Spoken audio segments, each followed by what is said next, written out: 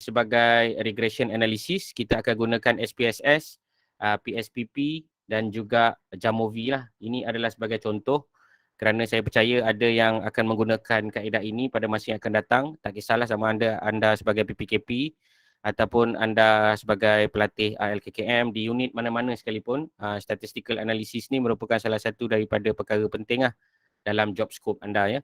Jadi saya akan buka beberapa apps kat sini. Saya tak sharekan skrin lagi sekejap ya. Antaranya adalah PSPP, antaranya adalah IBM SPSS dan yang terakhir sekali adalah Jamovi.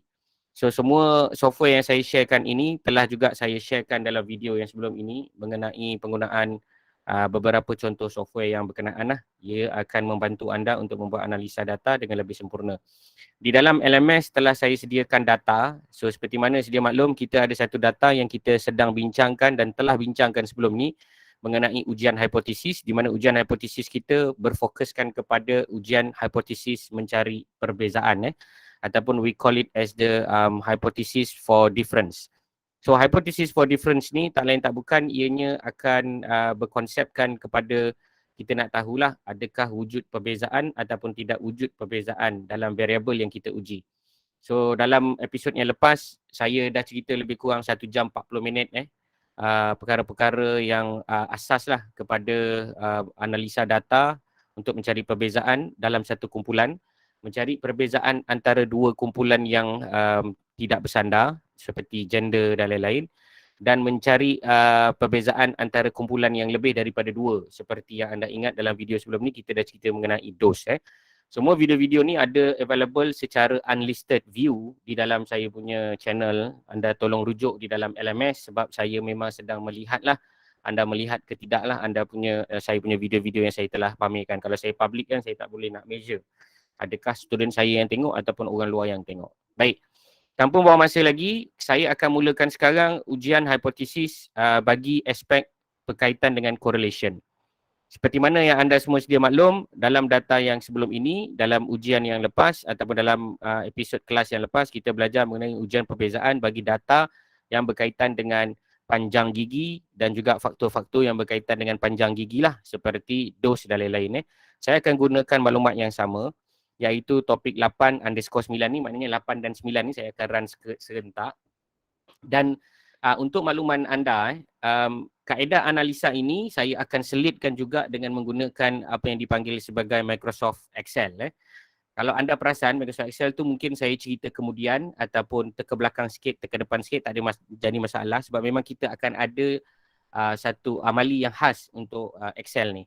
So kalau anda rasa ada macam nak pakai Excel, kita akan bincangkan juga kemudian ya.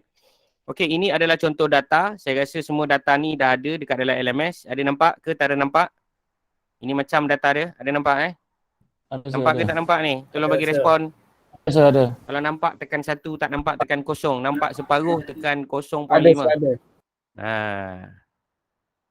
Silakan. Boleh bagi respon. Satu. Okey, ramai yang dah nampak Dan seperti mana yang maklum juga, saya sediakan semua maklumat-maklumat yang berkaitan dengan analisa data saya ini di dalam Syntax ya. Jadi anda boleh rujuk kepada Syntax sama ada di dalam GitHub page saya ataupun di dalam LMS lah. Okey. So hari ini kita akan belajar topik 8 dan juga 9, hypothesis testing juga, tetapi fokus kepada correlation dan regression. Baik, sebelum saya mula dengan lebih jauh, ingin saya terangkan sedikit kalau bolehlah mengenai apa yang dipanggil sebagai regression dan correlation. Seperti mana yang sedia maklum, correlation dan regression dijalankan bagi tujuan mengenal pasti. Okay, ini kita punya topik hari ini kan. Okay, saya tulis sini correlation and regression. Ini nanti saya akan postkan jugalah dekat dalam LMS. So dekat sini kalau anda perasan ada dua topik iaitu correlation dan regression. Seperti mana yang saya pernah cerita, correlation akan menggunakan data IV dan DV yang numerik. IV mestilah numerik dan juga DV mestilah numerik. Okey, nampak ke tak nampak? Atau saya nak kena besarkan sikit? Sekejap saya cuba besarkan font supaya anda nampak dengan lebih jelas lah. Okey, so kita ada kat sini perbincangan kita hari ini adalah pada correlation. Dan untuk makluman semua, correlation ni pula terbahagi kepada dua. Correlation ni kita ada dua. Satu dipanggil sebagai Pearson correlation Pearson correlation adalah digunakan bagi data yang bertaburan normal. Data mestilah normal dan data anda IV dan DV mestilah dalam numerik. Numerik di sini bermaksud dia mestilah IR lah ataupun dipanggil sebagai interval and ratio scale. Okay, ataupun dalam bahasa SPSS scale data lah. Scale data. Kemudian kita ada yang kedua ataupun dipanggil sebagai alternatif kepada Pearson correlation ni, apabila data anda tidak normal sebagai contoh, maka anda akan gunakan yang dipanggil sebagai Spearman-Rho correlation. Okay. Spearman-Rho correlation ni pula adalah bagi data yang tak normal, data tak normal dan IV ataupun DV anda dalam bentuk seperti nominal. Bentuk data dia numerik yang tak normal. Atau anda boleh gunakan juga Spearman-Rho correlation ni untuk data IV dan DV yang berkonsepkan ordinal. Ordinal faham Contoh macam Likert scale. Adakah anda bersetuju bahawa syarahan Cik Aizat ini membosankan 1 sampai 5 contoh? Itu adalah contoh ordinal scale. Dia sama macam nominal, cuma beza dia ada rank. Dia ada yang paling low sampai yang paling high. Itu adalah basic anda kena tahu dulu correlation. So of course, when you run the correlation, you know that the correlation will produce the R value, and you know already the R value are talking about NOR, iaitu nature of relationship. Nature of relationship, which is described as follows, iaitu strength dan juga direction. NGTH. Okay, strength dan juga direction. So tak lain tak bukan, direction adalah merujuk kepada arah positif ataupun negatif. Dan kemudian kita punya strength akan rujuk kepada Clifford Clifford rule of thumb. Okay, saya harap awak boleh follow boleh follow ke tak ni?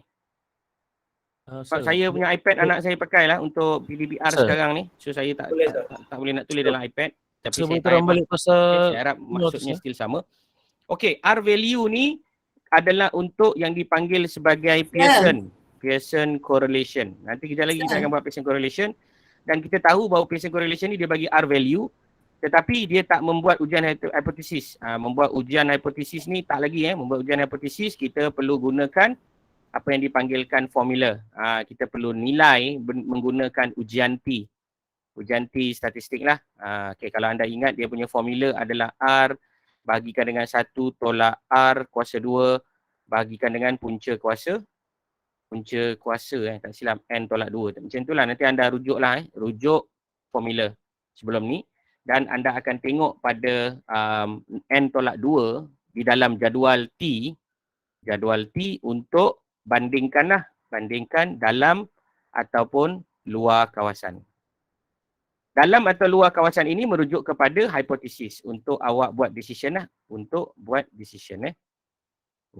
decide whether reject ataupun fail to reject. Okay, setakat ni ada berapa soalan? Soalan sila tanya sekarang. Cepat tanya.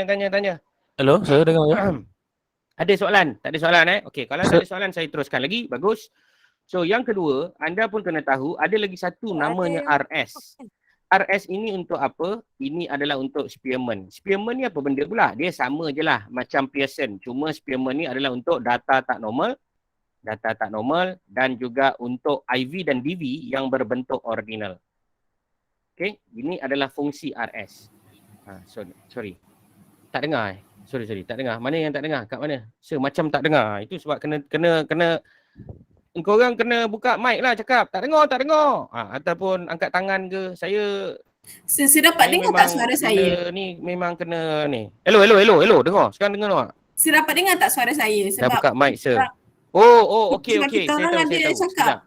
Wan Fatimah. Saya tahu kenapa saya tak dengar suara awak. Sebab saya pakai mikrofon yang berbeza. Saya pakai speaker yang berbeza. Kejap saya adjust speaker. Patutlah aku tak dengar langsung suara korang ni. Sebab saya pakai speaker. Sebab dari tadi pun ada soalan, sir. Tapi saya macam pelik. Kenapa sir tak dengar? Okey. Sorry. Saya terpedaya dengan teknologi yang semakin dahsyat ini. Alright, silakan soalan tadi. Silakan. Maaf. Sir. Ya, silakan. Soalan. Saya nak tanya pasal NOR tu, sir. Nature of relationship. Nature of relationship. Okey. Ada apa dengan dia? tak berapa faham yang seterang sebab terlalu laju. Okay. Nature of relationship. Nature of relationship ni kalau saya boleh ulang balik semula, dia akan cerita pasal strength. Strength, S-R-E-N-G-T-H. Strength ni kalau anda ingat, dia mesti dalam nilai tambah tolak 1. Dia tak boleh lebih daripada 1. Dia tambah tolak 1. Nilai R kamu, nilai R anda mesti dalam julat tambah ataupun tolak 1. Contoh, contoh 0.987. Contoh, negatif 0.564. Ini semua adalah dalam tambah tolak 1. Kalau anda dapat, contoh, if you get more than 1.23, ini adalah R value. So, betul tak R value ni? Salah. R value ni salah. Okey, yang pertama, bila kata strength, mengikut Clifford Rule of Thumb, dia ada beberapa pengkelasan. Okey, pengkelasan dia adalah seperti berikut. Kalau kurang daripada 0.2, yang ini dipanggil negligible. Negligible. Okey, ataupun dipanggil sebagai abai abaikan. Maknanya memang tak ada perkaitan lah antara variabel itu. Contoh lepas ni kita nak tengok antara gigi dengan vitamin. Ya. Kalau kita cakap macam dia more than ataupun dia kurang dia macam 1.23 kan, kalau cakap no correlation boleh tak boleh? Tak ada. Kalau awak dapat 1.23 R value ni adalah salah. Adalah salah kira. Awak tidak boleh dapat nilai lebih daripada 1. Lebih 1 salah. Dia mesti dalam tambah tolak 1. Sama ada 1 ataupun dalam tambah tolak 1. Maknanya negatif 1 boleh, 1 boleh. 1.1 pun tak boleh. 1.00001 pun salah. Maknanya awak salah kira. Okey, itu fakta lah. Okey, yang kedua, apabila anda dah tahu bahawa dia mesti dalam julat 1 tambah tolak ni, dia ada beberapa pengkelasan. So, pengkelasan pertama 0.2 dipanggil negligible. Anda kira, anda pun kira lah, epidemiologis anda kata, okey, tolong kira nilai R yang merujuk kepada X dan Y ini, faktor dan juga outcome. Then you find out that the value is around 0.2 and below. Maknanya 0.17, itulah nilai R value dia. Therefore, you need to know that there is no relationship between these two variable. Maknanya X dan Y ini tidak menerangkan sesuatu, X dan Y ini tidak berkait, mereka ni adalah something yang tidak ada kena-mengena. Contoh, jumlah air kencing berkait dengan kelajuan kereta. Ada kaitan tak? Antara jumlah air kencing dengan dengan kelajuan kereta. Tak ada kaitan, contohlah. Sebab kadang-kadang bila anda buat research ataupun anda berada di dalam dunia epidemiologi ataupun environmental health ni, anda akan buat je apa-apa correlation ikut suka anda. Tetapi anda kena ikut juga dia punya scientific evidence ataupun dipanggil sebagai scientific judgment. Kat sini saya kena note lah. Follow scientific judgment. Judgment tu termasuklah juga evidence daripada perkara-perkara yang berkaitan dengan kajian-kajian yang lepas lah. Itu dimasukkan follow scientific judgment. Contohlah macam lepas ni kita akan tahu data kita ni adalah pasal gigi dan vitamin. Sebab memang ada research yang menunjukkan vitamin mempengaruhi prestasi gigi. Okey, sekejap. Oh, iya ke? Panggil Maya. Okey, sekejap. Ada iklan sekejap. Ada iklan bersama kanak-kanak kecil. Sebentar.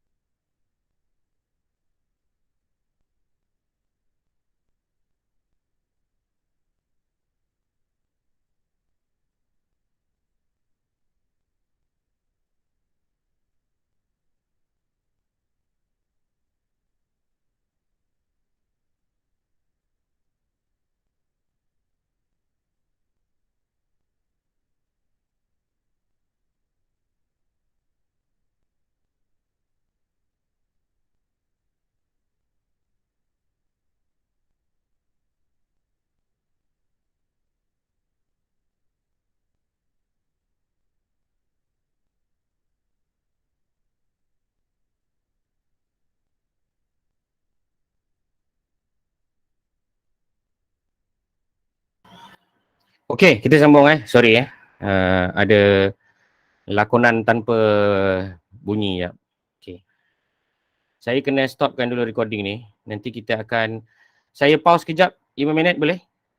Kita sambung sekejap Boleh, lagi, tunggu sekejap Boleh.